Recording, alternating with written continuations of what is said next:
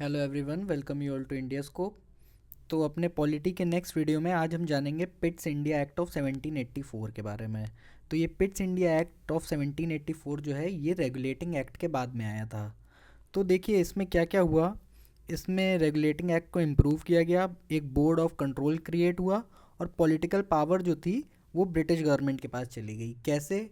तो देखिए ये जो था इसे रेगुलेटिंग एक्ट के प्रोविजंस को इम्प्रूव करने के लिए बनाया गया था ताकि एक बेटर डिसिप्लिन क्रिएट हो सके। इसके तहत ये जो बोर्ड ऑफ कंट्रोल है इस 6 मेंबर्स का क्रिएट किया गया था। तो 6 मेंबर्स होते थे किसमें? बोर्ड ऑफ कंट्रोलर्स में। तो इसको जो हेड करता था वो कौन होता था? वो होता था मिनिस्टर ऑफ ब्रिटिश गवर्नमेंट। तो ये इनडायरेक्टली या directly minister of British government के अंडर में रहता था।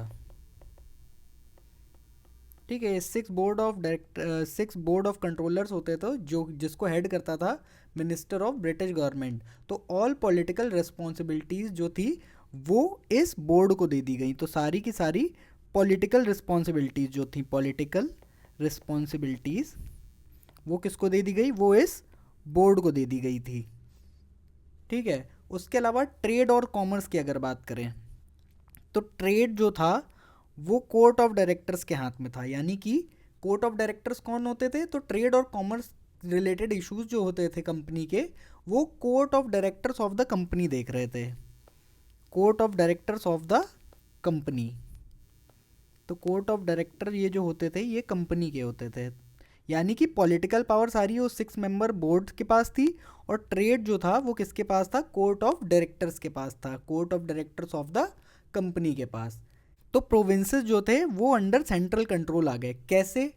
तो देखिए गवर्नर जनरल को इतनी पावर दे दी गई थी कि ये किसी भी प्रोविंस की गवर्नमेंट को डिसमिस कर सकता था।